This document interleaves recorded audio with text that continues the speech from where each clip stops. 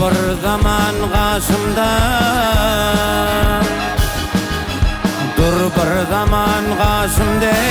Ey sevgili dildarım, güler yüzünü görmesem nenin geçer men halim. Sen bir bağday açılgan alma bilen enarım. Sen bolmasan kalacak der menin tavrı kararım. Dökme gözünden yaşın berine dolun yarım.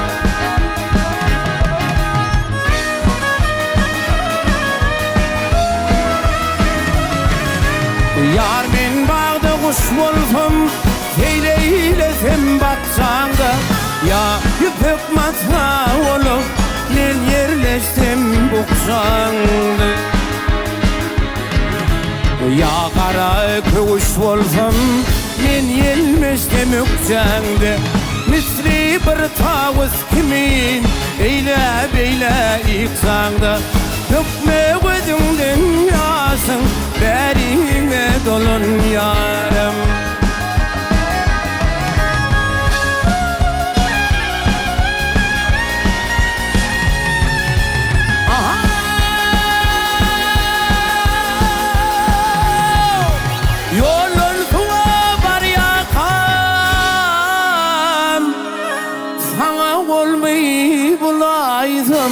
Mümkün var mı kabulüm, bir kez su dileydim.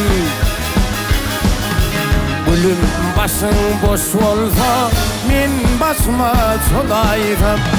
Men etini ağladım, dilim beni halaydın. Kıskan zari bilin, bağrım dilin yarım. Atama diyerler yansı, ödadım degen zalim. Yerin yüzünü gözler, tapmadım senin yali. Bana sever yar gerek, gerek del dünya mali. Arayışından men ölyen, buldum divana deli. Men yetizdi çaren, yok oyuna falan yarım. Vah arayışından ölün yani, arayışından men ölyen, buldum divana deli. Men yetizdi çaren, yok oyuna falan yarım.